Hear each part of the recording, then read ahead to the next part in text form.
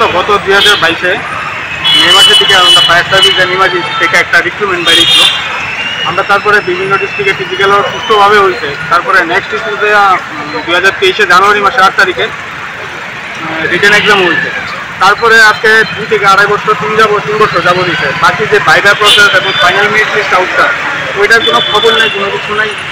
আমরা অনেকবার সেক্রেটারি হাউসে যাচ্ছি, আমার সাথে দেখাশোনা কথা বলছি, তারপর কোনো পারমিশন পাইছি না। অ্যাপ্লিকেশন দিয়েছি আমরা ফায়ার সার্ভিসে ডিরেক্টর সাহেবের সাথে 5-6 বার দেখা করেছি, কোনো কিছু হয় না। এই ইলেকশন কালকে ওইটা ভোট চেঞ্জ দিয়েছে, একটা বোর্ড আসলো, ভোটটাও চেঞ্জ দিয়েছে, কোনো আপডেট পাইতেছে না। স্যার আমরা কী করতাম? আমরা তো ইলেকশনে আমরা যে ভোট দিই এখন রানিং গভর্নমেন্টে, ওইটা তো আমরা কী লেগেছি জব, আমরা ফ্রেশার্স আছি, আমরা জবের লেগেই আশাবাদী। তাহলে কিন্তু আমরা সবসময় গভর্নমেন্টের উপর আশাবাদী রেখে তো আমরা কিন্তু আমরা কতটা ধৈর্য রাখতে পারবো, কতটা আমরা ধৈর্য ধরে রাখতে পারবো? তার 3 বছর যাবত হয়ে গেছে কাজ। একদম বেকারকে আসলে এই করে পারবো যে কুদ্দুরা বাড়িতে ফাঁসতেছে না, ওই জিনিসটা। 6 তারিখ মে মাস 2022 ইন্টারভিউ নেওয়া হয়েছে, এক্সামগুলো দেওয়া হয়েছে, এখনও আমাদের কোনো কিছু দেওয়া হয়নি। তার জন্য আমরা আজকে সবাই মিলে ডেপুটেশন দেওয়ার জন্য আগ্রহ আছি। কবে নেওয়া হয়েছিল ইন্টারভিউ?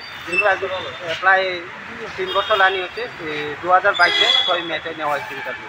এখন তোমরা কি চাও?